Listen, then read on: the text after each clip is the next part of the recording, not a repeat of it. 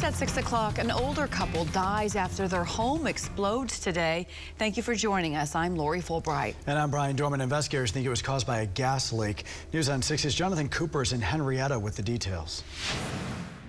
This rural road was full of firefighters and investigators throughout the day after a home exploded just before 7 o'clock this morning. This is Elm Road on the northwest side of Henryetta near the town of Wilson. The Okmulgee County Sheriff's Office tells us they first got calls around 6:45.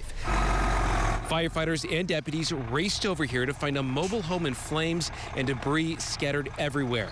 They also found the bodies of an older couple who lived inside. The state fire marshal is not identifying them yet, but tells me they had investigators on scene today as well. Their preliminary investigation has found the explosion was caused by a natural gas leak, but a final determination will be made later. I also spoke to some neighbors who live nearby. One woman says she was woken up by the explosion and called 911, but had to stay back because some guns in the house were going off from the heat. She says the couple has lived here for decades. Another neighbor named Lisa Marshall was awake and heard and felt the explosion.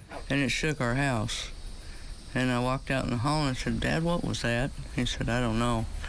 So I walked out the front door and I looked up there at my cousins and down there at my cousins and what I could see, and he goes, "Do you see the lights?" And I said, "No." And then I looked over a little bit farther and you could see that their house was on fire. Some family members of the couple were on scene here today as well. They tell me they have more family coming in from the East Coast. Reporting in Henryetta, Jonathan Cooper, Oklahoma's Own, News on 6.